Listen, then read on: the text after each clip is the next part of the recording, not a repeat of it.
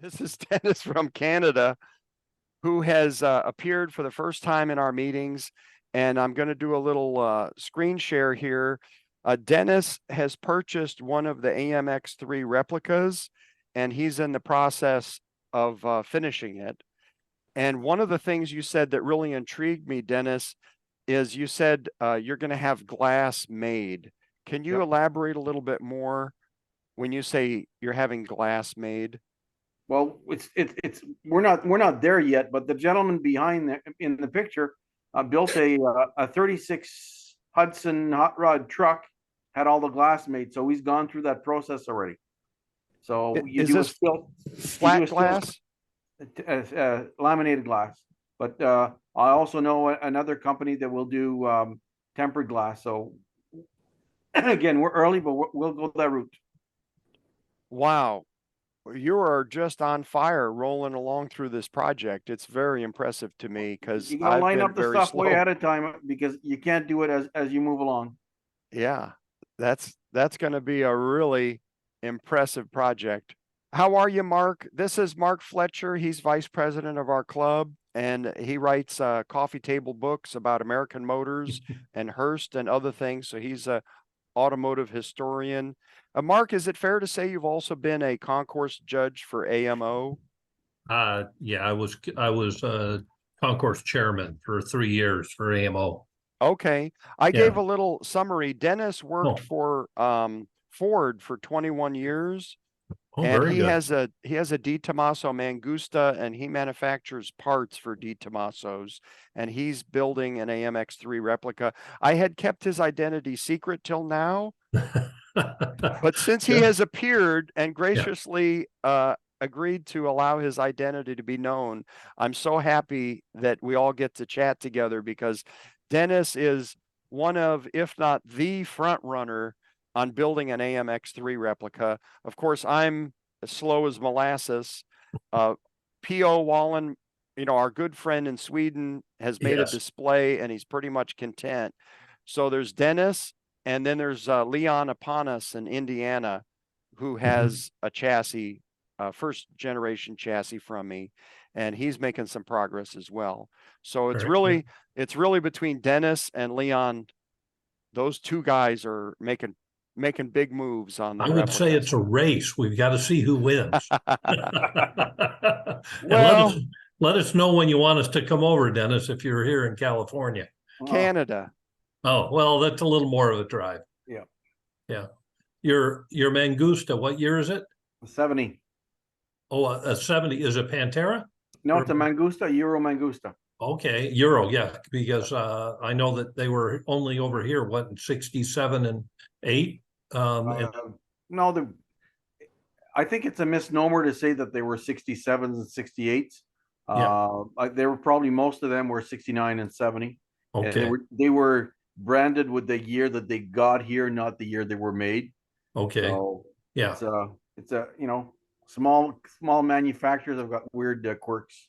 Yeah, like 210 cars or something, right? 402. 402. Yeah, I had a chance to buy one years ago in Tacoma, Washington, with a Hypo 289 in it. Beautiful red car. Needed paint, and I waited too long, and somebody else snatched it up. So I would have had to sell my Shelby Mustang to buy it. So that would have been a hard decision to make. Yeah. Pray tell, how does one go about building a running and driving AMX3 replica? Can you talk us through the plan and what's transpired so far? So far originally I have friends who've done tubular frames, and they all use flat bar, not flat bar, but tubular stock, and I didn't like that idea.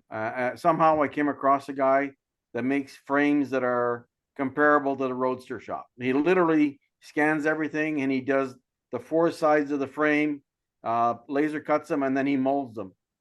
So we have frame rails that have been built out of 5/16 steel, and they're all shaped to the profile of the car. We're using C5 suspension components. So right now we're still working on doing the final assembly. We have a frame structure that's been aligned, and he's working on building that that firewall right now, and then once we get that going, we'll move forward with the front and rear structure. Oh, hey, this is after you got it. Is it okay if I show this Yeah, one? yeah, that's okay. Yeah. So you stuck some wood and got some straps trying to determine the correct ride height. Yeah. He was trying to show me where we're going with this one, and I said, okay, that's interesting. So, yep. Do you think that's going to end up being pretty close to the ride height that you want?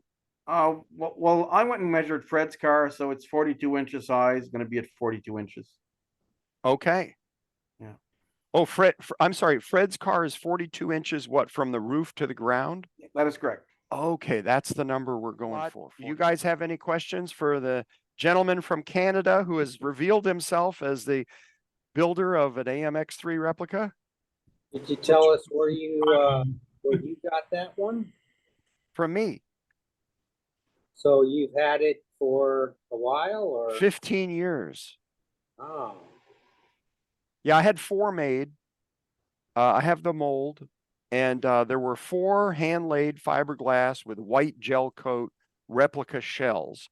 So there's no inner structure. It's one piece, just like the original display body that went to the 1970 Chicago and New York auto shows. And so Dennis has a very high skill level, either what he can do or what he can supervise and have made for him. And so he is going to tackle this challenge of Right now, we're just working on building both firewalls, and then the intent is to recycle Corvette doors. We're not sure we're going to use C5 or C6 doors, so they'll be chopped or stretched to fit the door, and recycle the door jambs as well in the same type of measurements. So then we'll just have the glass made to fit that section. The front door seam on the prototype is different from the production car, so they'll have to be reworked as well. So we're hoping to recycle the Corvette hinges for the doors. Hood hinges are Alfa Romeos, and trunk, my builder thinks they'll use Corvette hinges for that. As much as possible, I'm going to try and make this thing look good from 20 feet. So the intent right now is to use a early 70s Chevy tilt column, just like all these cars had. I've got Camaro mirrors that I picked up. I'm probably going to use an aftermarket air conditioner. what color, Dennis? Oh, I don't know yet. We're too early to say. Probably yellow. Now, if you don't mind, Dennis, you're kind of our guest of honor this evening. If I screen share a little more, what about the drivetrain? What are you thinking for the drivetrain? Drivetrain's already determined. I picked up an Auto Melara transmission, and there's a gentleman up here that's built a Rebel and a Hornet. The Rebel's got the 390. The Hornet's got a 360 with what do you call it? That 2 4-barrels that are Cross ram. The Cross STR11? yeah, no, the Yeah. cross ram, the 360s that are cross ram with 2 4-barrels, but they're not real 4-barrels or fuel injection. So he is a former workmate, and so he's local to me, a couple hours away. So he'll be the guy who'll be knocking on his door in the next month or so.